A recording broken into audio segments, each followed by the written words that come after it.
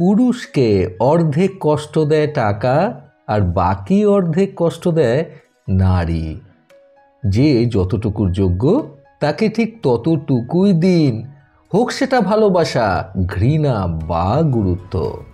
নিজেকে কখনো দুর্বল মনে করবেন না এবং অন্যের কথায় কান দেবেন না।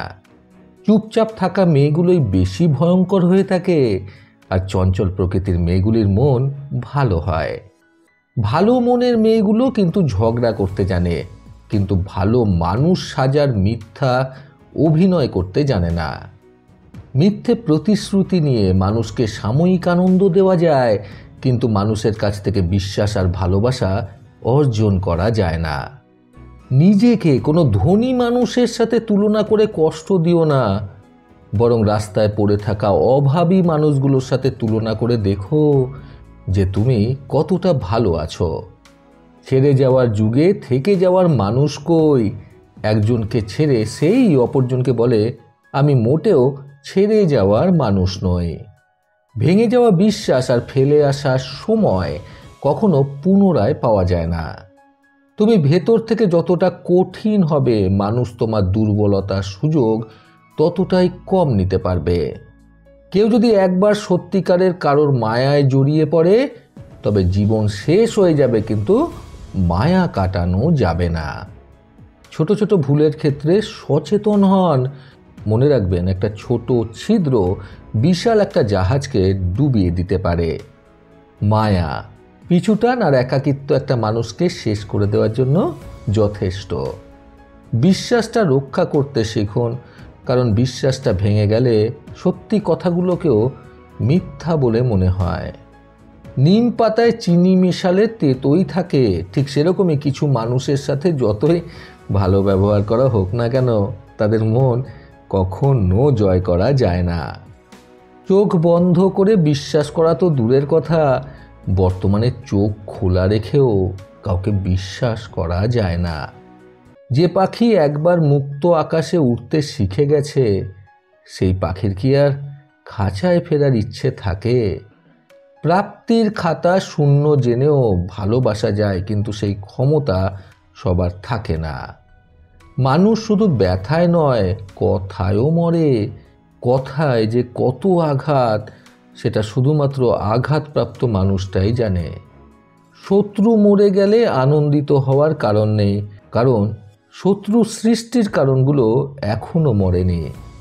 আপনার অর্জিত সম্পদ আপনি ভোগ করতে পারবেন কি না সেটার নিশ্চয়তা নেই, কিন্তু সেই সম্পদ অর্জন করতে গিয়ে আপনি যে অপকর্ম করেছেন তার ফল আপনাকেই ভোগ করতে হবে। কারোর জীবনে অন্য কারোর জন্য বেশি অনুভূতি থাকাটা কখনোই প্রযোজ্য নয়। কিছু কিছু মানুষ নিজের কষ্টটা এমনভাবে লুকোতে পারে যে বাইরে থেকে দেখে বোঝাই যায় না যে তার অনেক কষ্ট আছে। সমস্যা কিন্তু সকলের মধ্যেই থাকে। কেউ কেউ সেটাকে লোক সমাজে জানিয়ে দেয়, আবার কেউ কেউ নিজের মধ্যে গোপন করে রাখে।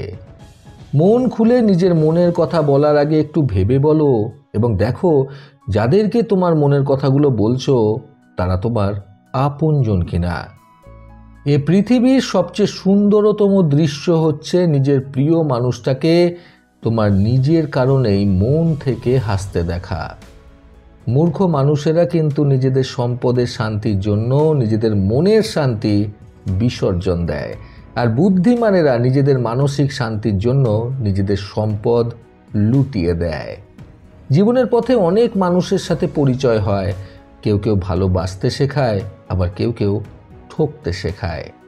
হাজারো পরকিয়া করলেও নতুনত্ব কিচ্ছু পাবে না, কিন্তু একবার নিজের স্ত্রীর প্রতি আসক্ত হয়ে দেখো, অন্য নারীর দিকে চোখ তুলে দেখতে ইচ্ছে করবে না। ভালোবাসাটা মন থেকে হলেও কণ্ঠস্বর শুনে বুঝে নেওয়া যায় মন খারাপের আসল কারণটা।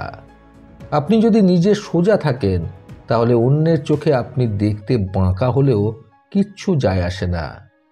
জীবনের খারাপ সময়গুলো একাই কাটাতে হয়, কারণ মানুষ মানুষের খারাপটা দেখলে সেটাকে উপভোগ করে। বেশিরভাগ পুরুষ নারীর সৌন্দর্য দেখে প্রেমে পড়েছে, আর বেশিরভাগ নারী পুরুষের সফলতা দেখে সংসার পেতেছে। দুঃখ তো জীবনে থাকবেই, কাজেই সুযোগ পেলেই নিজেকে হাসি খুশি রাখা দরকার।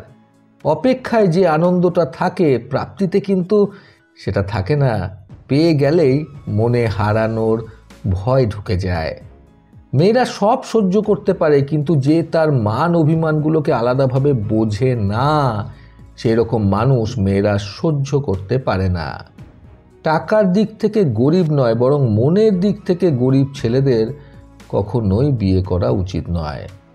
একটা ছোট্ট ঘরেও স্বামী স্ত্রী সুখে থাকতে পারে যদি তারা একে অপরের প্রতি সম্মান বোধ জাগ্রত করে। কথায় আছে, শূন্য পকেটে যে নারী তোমার পাশে থাকে সেই তোমার স্ত্রী হবার যোগ্যতা রাখে। সত্যিকারের কষ্টের বিষয় হলো গতকাল মুখে হাসি ফোটানো মানুষটা যখন অবহেলা করে। জীবন মানেই তো কষ্ট, তবু এই কষ্টকর জীবনের মধ্যে এক টুকরো সুখ খুঁজে নিয়ে জীবন কাটানোটাই জীবন। জীবনে দুঃখ ভাগ করে দাও এবং ছোট্ট একটি সমীকরণের সাহায্যে জীবনটাকে সুন্দর করে গুছিয়ে নাও।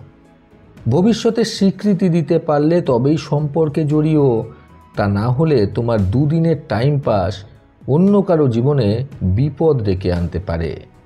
অনেক সময় অনেক প্রিয় মানুষ মন থেকে এইভাবে উঠে যায় যে পরবর্তীতে তাদের কথা মনে পড়লেও ঘেন্না করে।